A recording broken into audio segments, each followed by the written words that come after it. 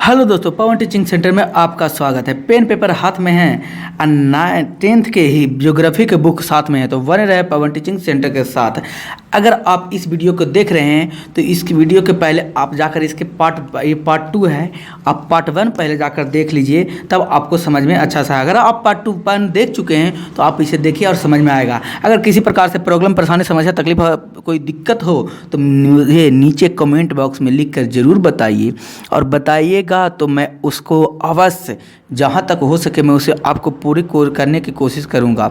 और ध्यान सुनिए, अगर दिसंबर से आने वाला भौकाल सीरीज, यानी भौकाल सीरीज करने का मतलब 10वां का चैप्टर वाइज ऑब्जेक्टिव क्वेश्चन कराएंगे। हर एक चैप्टर का एकदम कति, हर एक प्रश्न को 10वें में पूछे जाने वाले हर एक प्रश्न को नस्ते नाबूद कर देना है। कहने का मतलब इतना प्रश्न करेंगे, इतना प्रश्न करेंगे कि एकदम उसी से लड़ेगा ही तो लड़ेगा। हर एक चैप्टर के, साइंस के, मैथ के, ज्योग्राफी, एसएसटी के, हिस्ट्री के, ज्योग्राफी के, पॉलिटिक्स के, सारा यहाँ तक संस्कृत और हिंदी के भी सारे प्रश्न करेंगे, और फुल सेट सब्जेक्टिव ऑब्जेक्टिव सारा करेंगे, है ना। तो जुड़े रहे पवन टीचिंग सेंटर के साथ। और दोस्तों, मैं कहा तो मैं अवश्य करूँगा, चाहे जो भी हो जाए, बाढ़ आ जाए, बख्तियारपुर आ जाए, चाहे मोकामा आ जाए, हम आपको कर ही रहेंगे।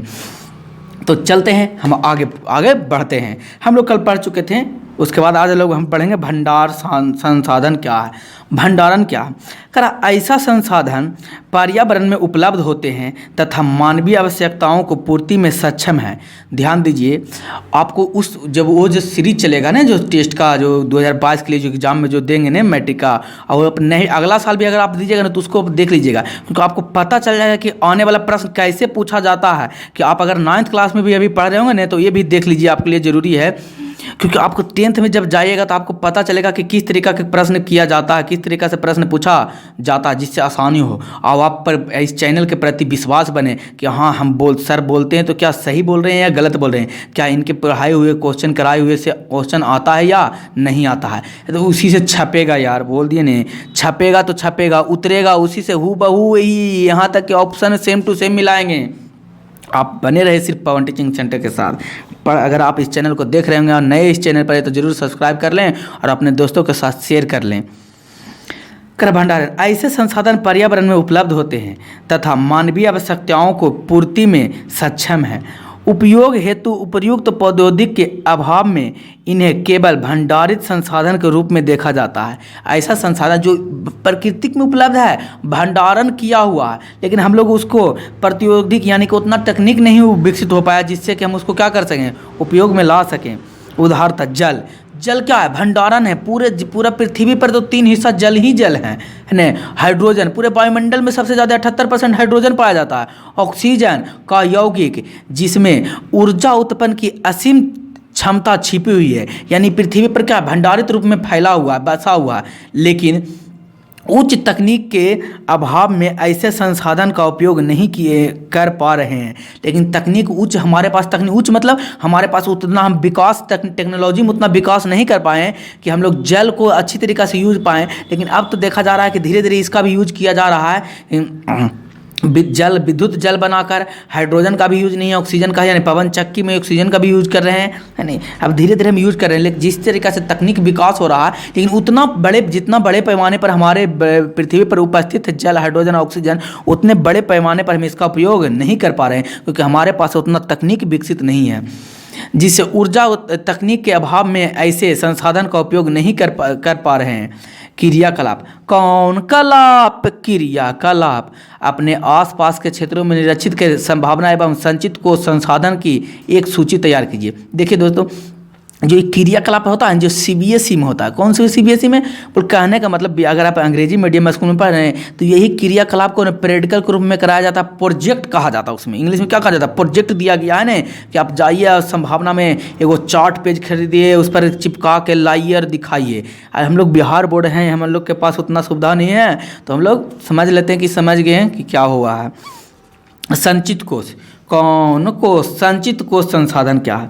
वास्तव में ऐसा संसाधन भंडार संसाधन के भी अंश है। संचित कोष संसाधन भी एक तरीका से कह सकते हैं भंडार संसाधन ही है, जिसे उपलब्ध तकनीक के आधार पर प्रयोग में लाया जा सकता है। इसका तत्काल उपयोग प्रारंभ नहीं हुआ है। इसका जो उपयोग हुआ है जब अभी लोग प्रारंभ नहीं हुआ, यह भविष्य की पूंजी है। यह क्या है? भविष्य की पूंजी है। नदी जल भविष्य में जल विद्युत उत्पन्न करने में उपयुक्त हो सकता है। वर्तमान में इसका उपयोग अत्यंत ही सीमित है। ऐसा संसाधन वन में या बांधों में जल के रूप में संचित किया गया है, उसी को संचित कोष संसाधन कहा जाता है। इसे संचित को जैसे हम पढ़ाएंगे, डैम पढ़ाएंगे ना, तब विद्युत जल डैम बनाकर बनाया जाता है। डैम के कारण ही इसका लाभ भी है, नुकसान भी है। डैम से बाढ़ भी आता है, ज़्यादा पानी भर जाता है, सरकार को छोड़ना पड़ता है, जिससे क्या हो जाता है, नदियों का धारा भी प्रवाहित कम हो जाता है, जिससे मिट्टी का कटाव भी नहीं हो पाता है, अब पर्वतीय इलाकों में नहीं फैल पाता, जिससे जलोढ़ मिट्टी का भी निर्माण नहीं होता। ये सब चीज़ 9th क्लास में पढ़ने का है। अगर आप 10th में पढ़ने नहीं पढ़े हो तो ज्योग्राफी 9th क्लास का भी ज्योग्राफी चल रहा है, वहाँ पर भी जाकर आप देख सकते हैं, समझ सकते हैं। संसाधन नियोजन, कौन नियोजन, कौन धन संसाधन, कौन जन नियोजन। संसाधन का विवेकपूर्ण उपयोग ही संसाधन नियोजन है। संसाधन का विवेकपूर्ण नियोजन ही क्या है? संसाधन नियोजन है। यानी कि विवेकपूर्ण यानी कि बुद्धि तरीका से संसाधन मेरे पास उपलब्ध है। उपलब्ध तो आपके पास भी किताब होगा, यानी कि किताब उपलब्ध है, लेकिन उसका यूज ही करना आप नहीं जानते कि किस तरीका से किताब का यूज करें। अब आपके पास सभी के पास मोबाइल यूज है, लेकिन मोबाइल का यूज नहीं करना जानते। बहुत सा क्या करते होंगे, यूट्यूब फेसबुक चलाकर और व्हाट्सएप इंस्टाग्राम का फोटो तस्वीर भेज कर अपना टाइम बर्बाद कर लेंगे। लेकिन आप ही लोग में कुछ ऐसे होंगे जी मोबाइल जो संसाधन है इसका उपयोग विवेकपूर्ण उपयोग करते होंगे। इसके द्वारा यूट्यूब पर जाकर मेरे चैनल से सब्सक्राइब कर कर आप पढ़ते होंगे, इससे आपको जानकारी प्राप्त होगा, ये सदुपयोग कहलाएगा। और उस तरीका जो फेसबुक चलाइएगा, यूट्यूब पर गाना सुनिएगा, वीडियो देखिएगा, वो क्या कहलाएगा? दुरुपयोग कहलाएगा। उसी प्रकार से संसाधन भी कुछ संसाधन है विवेकपूर्ण उपयोग किया जाता है। ये आप पर डिपेंड करता है कि उसको विवेकपूर्ण उपयोग करते हैं या ऐसे ही उसको छोड़ देते हैं। वर्तमान परिवेश में संसाधन का विवेकपूर्ण उपयोग हमारे सामने चुनौती बनकर खड़ा है। संसाधन का किस तरीका से उपयोग करना, उसके पास विवेकपूर्ण होना चाहिए, नहीं उस पास हमारे पास उतनी तकनीक है या नहीं है, ये हमारे लिए बहुत बड़ा बन के खड़ा हुआ सामने। संसाधनों के विवेकपूर्ण दोहन हेतु सर्वमान्य रणनीति तैयार करना संसाधन नियोजन की प्राथमिकता है। कह रहा है कि इसका जो रणनीति जो तैयार करना है ना, जो मेन रूप से इसका रणनीति तैयार करना प्राथमिकता कहलाता है। कि अब कहेगा सर रणनीति को चाहिए, मान लीजिए पहले पेट्रोल आया होगा या गाड़ी बना होगा मोटर का, तो सर पहले पेट्रोल बना होगा। जब पेट्रोल बना होगा तो उसके लिए तकनीक विकसित किया कि पेट्रोल को इसमें डालकर किस तरीक़ा से इसका इंजन विकसित किया हो गया कि पेट्रोल का किस तरीक़ा के इंजन में इसको क्या प्रयोग किए करेंगे, उस तरीक़ा से इंजन बना होगा और उस इंजन से ही प्रयोग में लाया जाता होगा। संसाधन नियोजन किसी भी राष्ट्र के विकास के लिए आवश्यक होता है। जो संसाधन नियोजन है कोई भी राष्ट्र हो उसके लिए आवश्यक होता है। भारत जैसे देश के लिए तो यह अपरिहार्य है। क्या है? अपरिहार्य है। जहाँ संसाधन की उपलब्धता में अत्यधिक विकसित के साथ साथ सघन जनसंख्या व्यापक है। यहाँ संसाधन है लेकिन यहाँ बहुत सारे जनसंख्याएं भरे हुए। आपको पता होगा हमारे देश में 125 करोड़ देशवासियों यानी कि 1 अरब 25 अरब हमारे यहाँ क्या है जनसंख्या है। यहाँ कई ऐसे प्रदेश हैं जो संसाधन संपन्न है, यानी उनके पास पूर्ण रूप से संसाधन है, पूरा संसाधन की कमी नहीं है। कई ऐसे भी प्रदेश है जो संसाधन की दृष्टि से काफ़ी विभिन्न है, यानी कुछ ऐसे भी राज्य हैं जिस पर संसाधन कुछ है ही नहीं है। कुछ ऐसे भी प्रदेश है जहाँ एक ही प्रकार के संसाधनों के प्रचुर भंडार है और कुछ ऐसे प्रकार हैं जो बहुत एक ही प्रकार के संसाधन भरे पड़े हैं।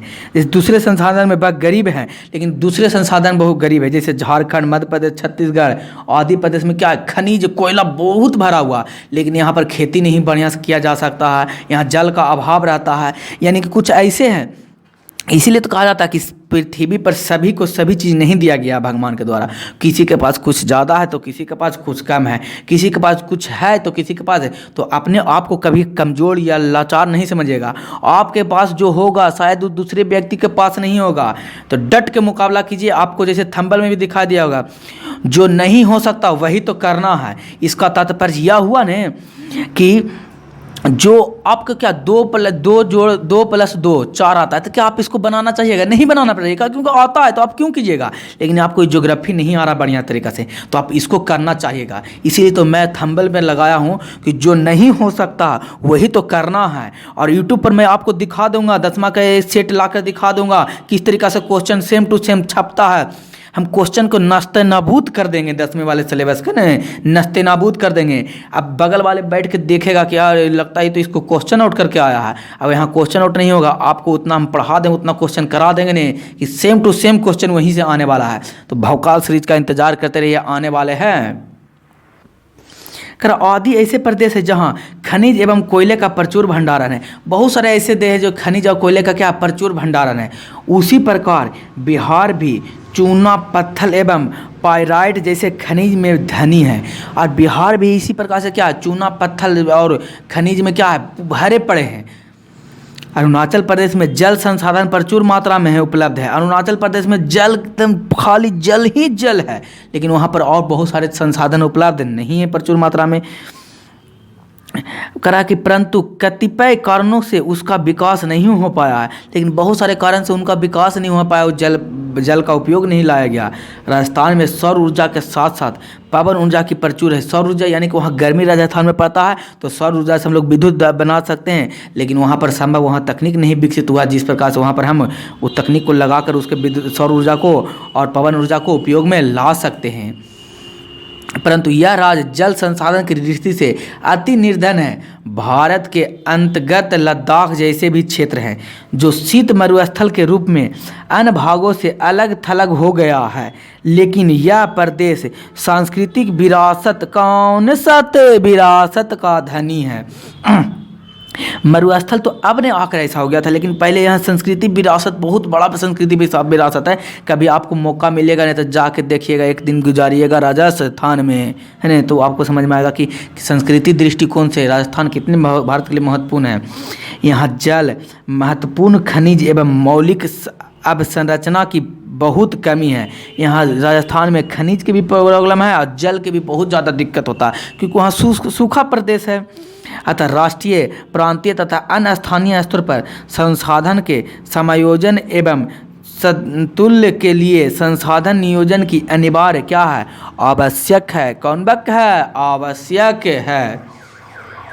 हम लोग आगे चलते हैं। भारत में संसाधन का नियोजन मैंने भारत में संसाधन को किस प्रकार से नियोजित किया जाता है, किस प्रकार से रखा जाता है, उपयोग किया जाता है, उपयोग में लाने के प्रयास कर रहे हैं भारत के सरकार, जिसके बारे में हम लोग क्या करेंगे, जानेंगे, बूझेंगे और गमेंगे और समझने के प्रयास करेंगे। संसाधन नियोजन एक जटिल प्रक्रिया है। संसाधन का नियोजन करना आसान बात नहीं है कि ये नहीं समझना कि पानी है, पानी का आराम से हम यूज करें। हम लोग पानी का पूर्वज हम लोग जिस तरीक़ा से यूज करते आ रहे हैं, पानी को खाना बनाने में, कपड़े धोने में, स्नान करने में, घर को साफ़ सफाई रखने में, उसी प्रकार से और सिंचाई करने में, इसके अलावा हम लोग पानी का और कोई यूज नहीं कर रहे हैं। तो ये जटिल प्रक्रिया है। इसके यूज करने के लिए हमें बहुत दिमाग विवेकपूर्ण तरीके से हमको विकसित करना पड़ेगा। नए नए तकनीकों का ईजाद करना पड़ेगा। इसके लिए आवश्यक क्रियाकलाप की आवश्यकता होती है। एक क्रियाकलाप संसाधन नियोजन के समापन होते हैं। इन समापनों के सहारे किसी देश के उपलब्धता संसाधन का सदुपयोग कर उस देश की उन्नति का मार्ग प्रस्तावित किया जा सकता है। यही कारण है कि नए नए तरीकों को लाकर उन्नति के रास्तों पर चलकर हमें रास्ता दिखाया जा सकता है। तो कह रहा है कि संसाधन नियोजन के समूहों के निम्न रूप में बांटकर अध्ययन किया जा सकता है। देश के विभिन्न प्रदेशों में संसाधन की पहचान कराने के लिए सर्वेक्षण करना। देश के विभिन्न संसाधनों में क्या करना है, इसका सर्वेक्षण करना। सर्वेक्षणोपरांत मानचित्र तैयार करना एवं संसाधनों को गुणात्मक एवं मात्रात्मक आधार पर मापन का या कलन करना, अलग अलग तरीक़ा से इसको क्या करना, मापन करना या गुणांतरण करना भी कह सकते हैं। संसाधन विकास योजनाओं को मूर्त रूप देने के लिए उपयुक्त प्रौद्योगिक कौशल एवं संस्थागत नियोजन के रूप में रेखा तैयार करना। किस प्रकार से हम संसाधन को तैयार कर सकते हैं, सबसे पहले हम सिंपल भाषा में बताते हैं ना आपको। देश के प्रदेश में संसाधन की पहचान करने के लिए सर्वेक्षण करना, यानी कि सबसे पहले कहाँ कहाँ कौन सा संसाधन पाया जाता है जिसका खोज करना। उसके बाद खोज करेंगे, दूसरा में क्या करना, मानचित्र तैयार करना कि कहाँ पर मानचित्र है, कि यहाँ पर जैसे मान लिया कि हम लोग बिहार में पाया जाता है, माने कि बिहार में कोयला मिला। अब कोयला मिला बिहार में, कितना, बिहार में तो 38 जिला में कौन सा जिला में खोजते रहेगा, तो बताएगा कि हाँ बिहार नालंदा जिला में मिला, तो नालंदा जिला कहेगा, बोलेगा तैमूर में मिला, मुंगेर में मिला है ना, पटना जिला में मिला, जहाँ मिलेगा वहाँ बताया जाएगा। इस तरीक़ा से मानचित्र में तैयार किया जाएगा। उसके बाद उसको कौशल में देखेगा, योजना मूर्त रूप से उसको क्या करेगा, प्रतियोगिता कौशल देखेगा कि इसको संसाधन का उपयोग कर सकते हैं कि नहीं। चौथा में राष्ट्रीय विकास योजना के संसाधन विकास योजना में मध्य संबंध पता है, और राष्ट्रीय विकास केंद्र सरकार और राज्य सरकार में योजनाओं को दोनों संबंध रहेगा ने तो ज़्यादा विकसित होगा। कह रहा है कौन, हरी वाली डिबिया है, ज्ञात कीजिए। यही आपको बोले कुछ प्रोजेक्ट कहा जाएगा। एक चाय पाट खरीदिए आप अगर अच्छा है तो आप करना चाहते हैं तो चाय पाट खरीद के चाट पाट में उसको बनाकर हमको भेज दीजिए। बिहार राज्य में सामूहिक भागीदारी सहायता आपके आसपास में संसाधनों विकास कौन कौन से कार्यक्रम चलाए जा रहे हैं ये आप लिखिए, हमें अपने व्हाट्सएप करके हमें बता दीजिए। अगला कह रहा है हमारे देश में स्वतंत्रता प्राप्ति के बाद से ही संसाधन नियोजन के लक्षित उद्देश्यों को हासिल करने का प्रयास किया जा रहा है। हमारे देश में नहीं, आज से नहीं, बहुत ही पहले से क्या कर रहा है, सुरक्षा के दृष्टिकोण से प्राप्त किया जा रहा है, लक्षित किया करने को उद्देश्य के हासिल करने का प्रयास किया जा रहा है कि हम लोग किस तरीक़ा से इस लक्ष्य को क्या कर लें, प्राप्त कर लें, और इस लक्ष्य को प्राप्त करने के आगे हम लोग किस तरीक़ा से बढ़ जाएँ।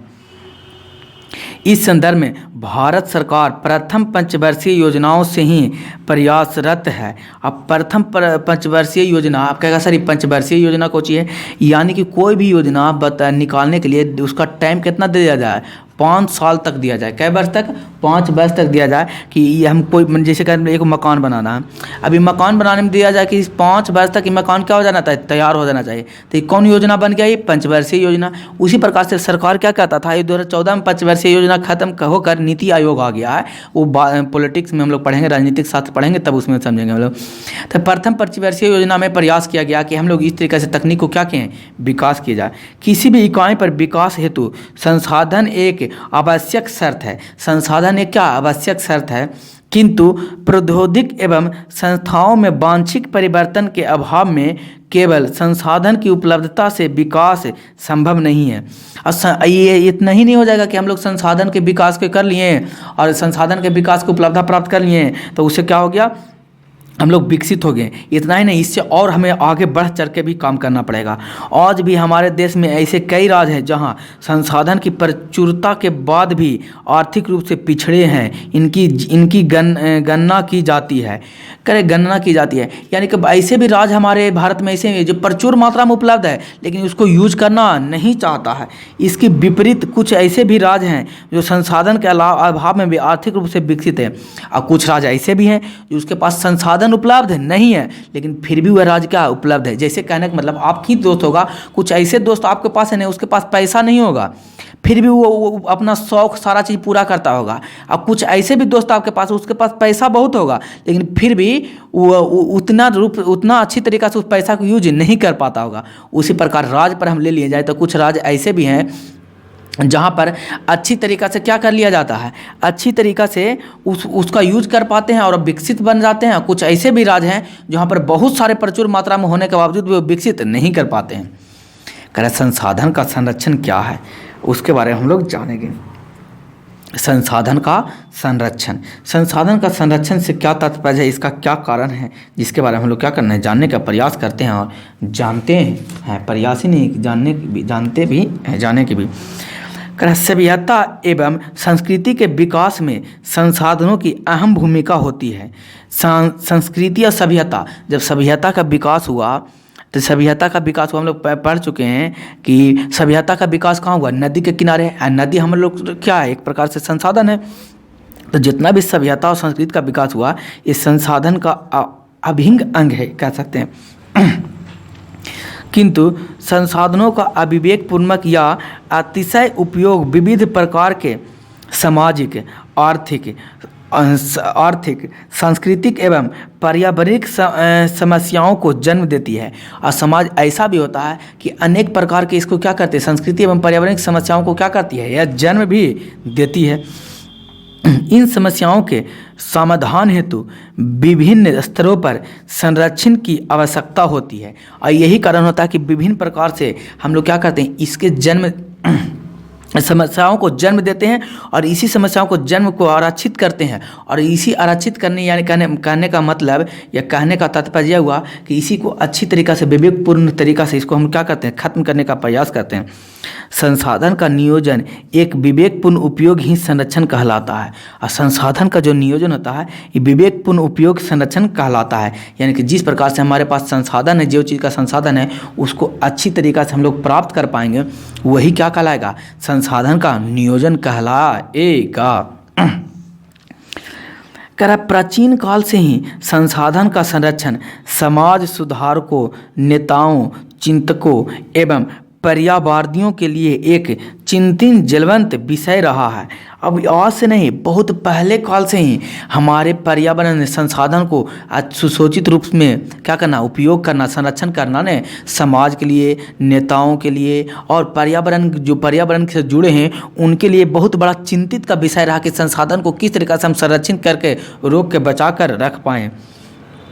इसी संदर्भ में महान दार्शनिक एक चिंतक महात्मा गांधी ने विचारक प्रसंगिक था। जो दार्शनिक थे, कौन गांधी, महात्मा गांधी। ध्यान देने योग्य बात, छपेगा, रटाएगा, लिखाएगा, दम आएगा तो आएगा। हमारे पास पेट भरने के लिए बहुत कुछ है लेकिन पेटी भरने के लिए नहीं है। कौन बोले थे, महात्मा गांधी बोले थे। क्या बोले थे, हमारे पास पेट भरने के लिए बहुत चीज़ है, यानी कि इतना संसाधन है, इतना भोजन है हमारे पास, इतना मिट्टी, उपजाऊ मिट्टी है जो बनाकर उस पर खेती करके हम लोग क्या कर सकते हैं, पेट भर सकते हैं।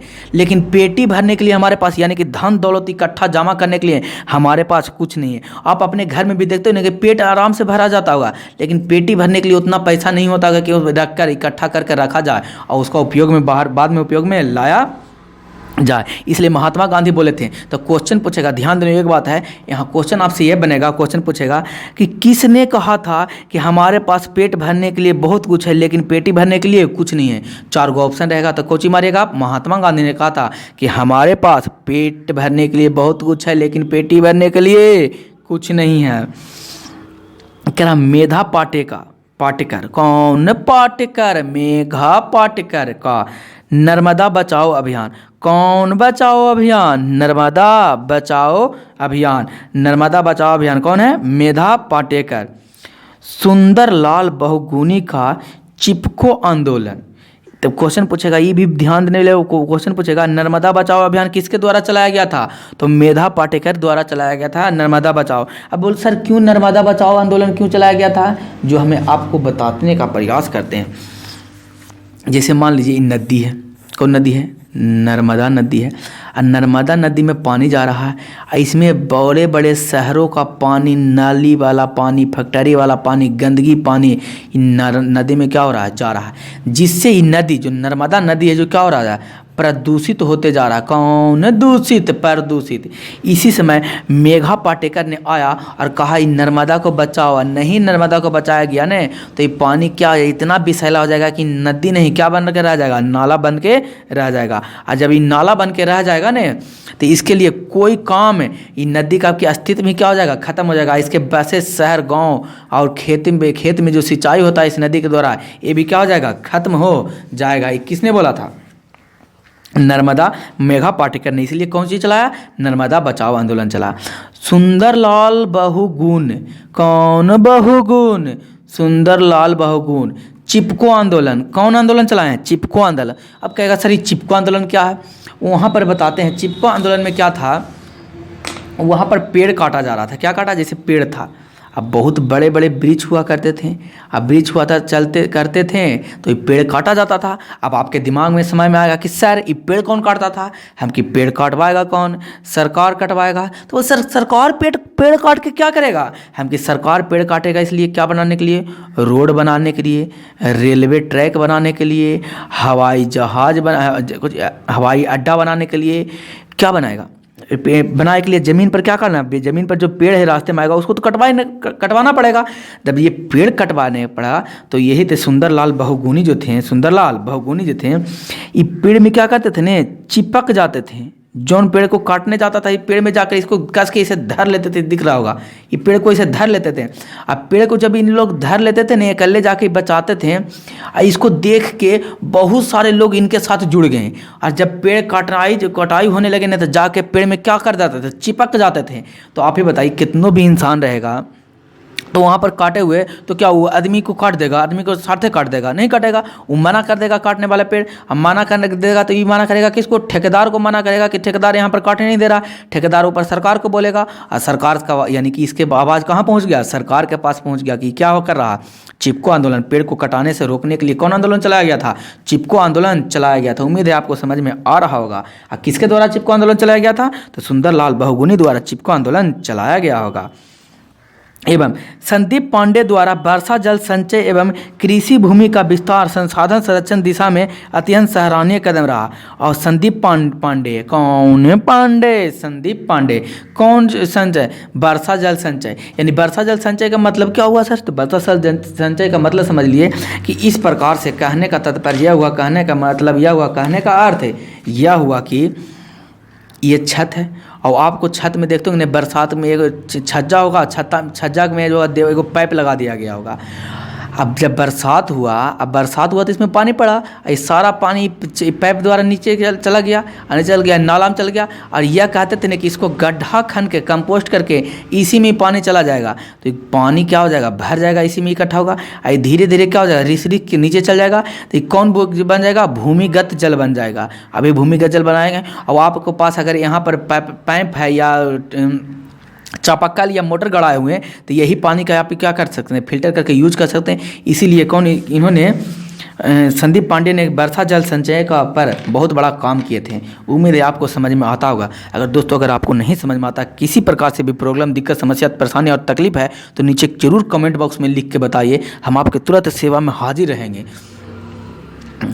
तो कह रहा कि गांधी जी जैसे कई चिंतकों का मानना है कि मानव का स्वार्थिक और लालची प्रवृत्ति तथा आधुनिक तकनीक को शोषणात्मक क्रियाकलाप सांसनों को तीव्र हार्स के लिए मंजूर कर दिया है। अब मानव में बहुत जो यूज कर रहा है, तो मानव इसका जो यूज कर रहा है बहुत सराहनीय काम से यूज कर रहा है। यानी कि कहने का मतलब इतने तोड़ मरोड़ के यूज कर रहा है, जो हार्स कर रहा है, जो इसको एकदम खत्म ही करना चाह रहा है। क्या करना चाह रहा है, खत्म। कौन, मानव के द्वारा मजबूर कर देता है। गांधी जी मशीन द्वारा उत्पादन के घोर विरोध करते थे। जो मशीन द्वारा उत्पादन होता था गांधी इसको क्या कहते थे, विरोध करते थे। अब कहेगा सर गांधी जी क्यों विरोध करते थे, मशीन द्वारा करता होता तो बहुत अच्छी बात है, क्यों विरोध करते थे जो भी आपको हम बताते हैं। मान लीजिए फैक्ट्री है, ये फैक्ट्री में क्या है, पहले मशीन नहीं है, कपड़ा सिलाई वाला है, तो इसमें कपड़ा सिलाई वाला है, तो इसमें 10 लेबर खट रहे थे। कितने, 10 लेबर और 10 मजदूर इसमें काम कर रहे थे। तो 10 का परिवार अच्छा से चल रहा था, 10 के फैमिली घर बार अच्छा से चल रहा था। और ये क्या कर रहा था, आराम से सारा चीज़ पढ़ाई लिखाई हो रहा था, दुकान से सारा सामान खरीद के अपने परिवार को पालन पोषण हो रहा था।